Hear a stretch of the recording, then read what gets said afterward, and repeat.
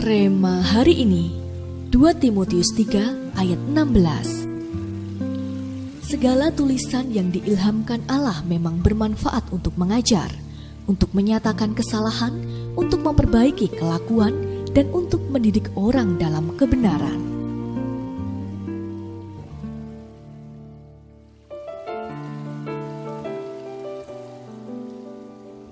Siang itu, David asik bermain menyusun bangunan rumah-rumahan baru. Ada aturan yang harus diikuti saat menyusun rumah itu.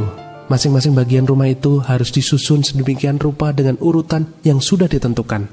Banyak dari bagian itu memiliki bentuk dan warna yang sama.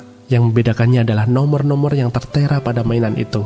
Setiap bagian itu sudah ada pasangannya sesuai nomor, sehingga tidak bisa dipasangkan dengan bagian lain yang bukan pasangannya. Oleh karena itu, untuk membangun rumah itu dengan benar, David harus mengikuti buku panduan yang sudah disertakan di dalam dus mainan itu.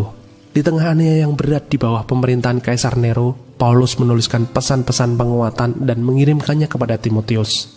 Melalui surat itu, Paulus mengingatkan Timotius agar tetap kuat, setia, dan bertekun pada kebenaran firman Allah. Sebab hanya dengan firman Tuhanlah orang percaya dapat memperoleh hikmat dan tuntunan kepada keselamatan oleh iman kepada Kristus Yesus. Tahukah Anda bahwa firman Tuhan adalah panduan keselamatan untuk semua aspek hidup kita, termasuk keuangan kita?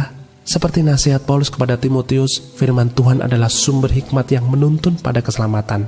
Firman Tuhan inilah panduan untuk kita bisa beroleh keselamatan. Ketika membaca firman Tuhan dan sungguh-sungguh merenungkannya, kita akan diajar, ditegur, dikoreksi, dan dilatih oleh Roh Kudus. Melalui tuntunan Roh Kudus, kita bisa menjadi tahu bagaimana kita harus melangkah untuk membangun dan memperkuat seluruh aspek hidup kita. Oleh karena itu, marilah di masa-masa sukar seperti sekarang ini, kita semakin lebih serius membaca dan merenungkan firman Tuhan. Marilah kita lebih intensif memasukkan firman Tuhan dalam hati, pikiran, dan perkataan kita. Saat kita tinggal dan hidup di dalam firman Tuhan, kuasanya akan bekerja melalui hidup kita dan ketahanan finansial kita pun terbangun dengan kuat.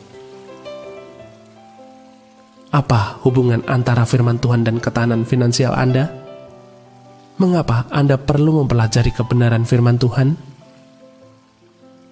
Bagaimana Anda akan mempelajari firman Tuhan untuk bisa membangun ketahanan finansial yang kuat?